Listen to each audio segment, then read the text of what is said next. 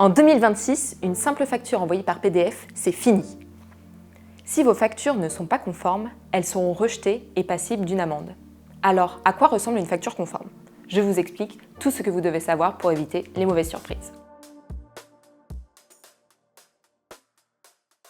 La réforme de la facturation électronique va faire évoluer votre manière de facturer. À partir de septembre 2026, un envoi classique ne sera plus conforme.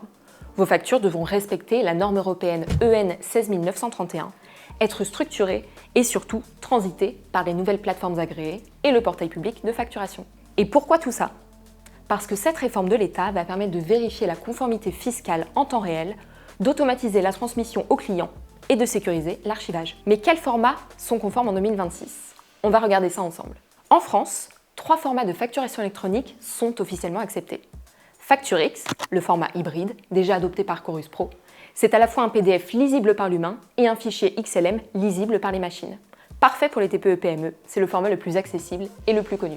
UBL 2.1, un format XLM structuré, pensé pour l'international et les entreprises qui échangent beaucoup via le réseau PayPal. C2I, le plus technique et détaillé, utilisé dans les secteurs très réglementés comme la santé, l'automobile ou l'aéronautique. Mais la bonne nouvelle, c'est que si vous utilisez un logiciel de facturation comme celle-ci, c'est lui qui assure la compatibilité avec les formats officiels.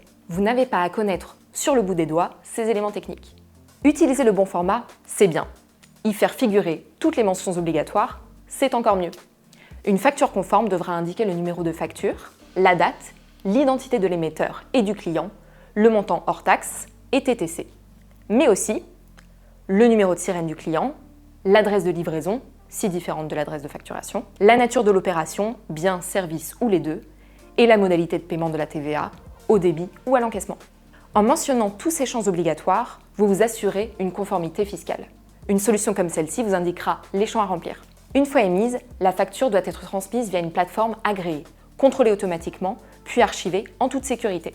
Et attention, les factures doivent être conservées 10 ans. On arrive à la fin de cette vidéo, alors résumons un peu tout ce que nous venons de voir ensemble. À partir de 2026, une facture conforme, c'est un fichier structuré au bon format, FactureX, UBL ou C2I, avec les bonnes mentions obligatoires, transmise à une plateforme agréée et conservée en toute sécurité. C'est un vrai changement, mais aussi une opportunité d'automatiser et de simplifier la gestion de vos factures. Si vous voulez en savoir plus et anticiper l'échéance de 2026, demandez une démonstration de notre logiciel de facturation électronique dès aujourd'hui. Je vous mets le lien ci-dessous. Et en attendant, n'hésitez pas à consulter nos vidéos dédiées à la réforme. À bientôt avec celle-ci!